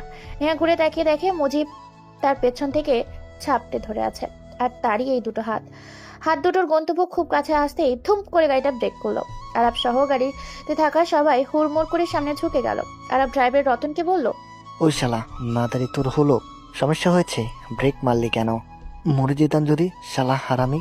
মুজিবের মেজাজ বেশ খারাপ। বহুদিনের ইচ্ছে পূরণ হতে যাবার ঠিক কয়েক সেকেন্ডের আগেই এমন বাধা পাবে মুজিব তা ভাবতেও পারেনি। প্রচন্ড রকম বিরক্তি নিয়ে বলল, আরাব ভাই, সামনে দাঁড়িয়ে থাকা ছেলেকে আমি দেখছি, পুরো মেজাজটাই খারাপ করে দিল। আমার নিচের সমস্যা হচ্ছে, ঠান্ডা হচ্ছে না। মেশিনটা আমাকে দিন, আমি ওর দিয়ে আসি। নেহা যেন প্রাণ ফিরে পেল। বাইরে কি হচ্ছে নেহা তা একদমই জানে না। কেবল গাড়ির সামনে হেডলাইটে নেহা স্পষ্ট দেখতে পায়। লম্বা টুপি ঝুলিয়ে পেছনে হাত বেঁধে কে যেন মাথাটা একদম নিচু করে দাঁড়িয়ে আছে বাইকের সামনে। এই একজন নেহার জন্য মুজিবের মতো কুত্তার বাচ্চার হাত থেকে ওর সম্মানটাকে বেঁচে গেল হয়তো। নেহা অনেক খুশি হলো, চিন্তার ছাপ তার চায়নি। মুজিব গাড়ি থেকে নামে, আর আপার সোহাগও তার পিছনে নামে। নেহা গাড়িতে একা, কেবল ড্রাইভার সিটে বয়স্ক রতন কাকু বসে আছে। রতন লাল নেহাকে খুব ভালোভাবেই চেনে, কারণ বহুবার আরাব স্যারের সাথে নেহাকে সে দেখেছে। রতনলালের কাছে নেহা তার মেয়ের মতোই লাগে। সবসময় নেহাকে সে মা বলেই ডেকেছে। এমন কিছু হোক রতনলাল একদমই চাচ্ছিল না, তাই হঠাৎ পথে বাধা পাওয়াতে দুজন খুব খুশি। রতনলাল নেহার মুখ থেকে কাপড় খুলে দেয়। তখনই তারা শুনতে পায় ঠাস করে একটা গুলির শব্দ, আর গুলিটা মাথা ভেদ করে সোজা আরাফের গাড়ির কাচের সাথে এসে লাগে। কাচ ভেঙে যায়। নেহা চিৎকার করে ওঠে। কানে হাত দিয়ে সামনে তাকিয়ে দেখে মুজিব মাটিতে পড়ে আছে। নেহা গাড়ি থেকে নামে। আরাফ আর সোহাগ ভয়ে একদম পাথর হয়ে যায়। ওদের পা যেন আর চলতে চায় না। চোখের সামনে আরাফের প্রিয় বাম হাত এইভাবে মাটিতে পড়ে থাকবে লাশ হয়ে। আরাফ তা কল্পনাও করেনি। আরাফ মুখ তুলে সামনে তাকায়। লম্বা টুপিওয়ালা ছেলেটার হাতে একটি পিস্তল, সোজা আরাফের দিকে তাক করা। আরাফ ভয়ে দাঁড়িয়ে আছে, মুখ দিয়ে কোনো কথা বের হচ্ছে না। নেহা যেয়ে আরাফের পাশে দাঁড়ায়। মুজিবের কপাল বেয়ে তাজা রক্ত পিসডালা মাটিতে পড়ে ছিটিয়ে যাচ্ছে। নেহা রক্ত দেখে জ্ঞান হারায়, ঠপ করে মাটিতে পড়ে যায়। আরাফ দেখে আগন্তুক ছেলেটা তার দিকে এগিয়ে আসছে। আরাফ হাঁটু মেরে বসে তার নিচে, চোখ দিয়ে ভয়ের অশ্রু গড়িয়ে পড়ছে শুধু। আরাফ আর সোহাগ হাত জোর করে সামনে থাকা দাঁড়িয়ে অচেনা ছেলেকে সামনে বলতে থাকে, বা বা ভাইয়া, আমি জানি আপনি কে। আমি ডেঞ্জারাস গ্যাংয়ের কেউ, কারণ আমি আর্টিকেলে পড়েছিলাম আপনাকে নিয়ে। একটা ফটো বের হয়েছিল আপনাদের নিয়ে। কেন আপনার মতো পোশাকে দাঁড়িয়ে আছে কয়েকজন, হাতে পিস্তল, নিচে আপনাদের গ্যাং সম্পর্কে লেখা আর্টিকেল। কিন্তু আমি জানি না আপনি কে, আপনার সাথে আমার কিসের শত্রুতা। আমাকে প্লিজ মারবেন না, আমাকে মাফ করে দেন, আমাকে ছেড়ে দিন। আমি জানি আপনারা কাউদেরকে বাঁচিয়ে রাখেন না, কে ছেড়ে দিন ভাই প্লিজ। আগন্তুক কোনো কথা বলে না। গাড়ির পাশে ভয়ে চুপসে থাকা রতনলালের দিকে অপরিচিত ছেলেটা ইশারা করে। রতনলাল সামনে আসে, ইশারায় বলে কাপড় দিয়ে দুজনের চোখ বেঁধে দিতে। রতনলাল কথা মতো আরাফ আর সোহাগের চোখ বেঁধে দেয়।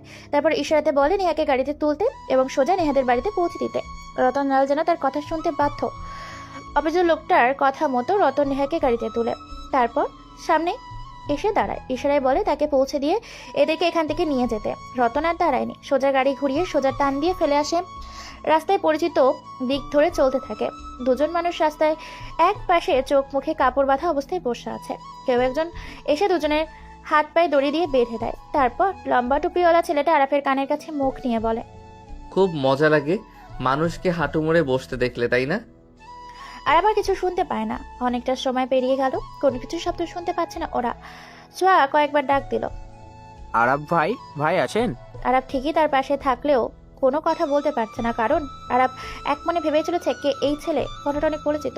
কিন্তু তবুও কনফিউজ যেন আরাফের মনে বড় রকমের চিন্তা ছাপ। তবে কি সে ইনোসেন্ট চশমা পরা নাকি অন্য কেউ? সে তো এমন হবে না কখনো। দেখতে তো গাইয়া খ্যাত আর আবুল মার্কা লাগে। তাহলে কে হতে পারে? কেনই বা সেই গ্যাংয়ের লোকের শেষের কথাটি বলে গেল? নেহার যখন জ্ঞান পেয়ে তখন সে নিজেকে বিছানায় আবিষ্কার করে। ওকে ঘিরে বাড়ির সব লোকেরা দাঁড়িয়ে আছে। নেহা সবার দিকে তাকিয়ে জিজ্ঞেস করতে যাবে, এখানে আমি কিভাবে এলাম? কিন্তু নেহা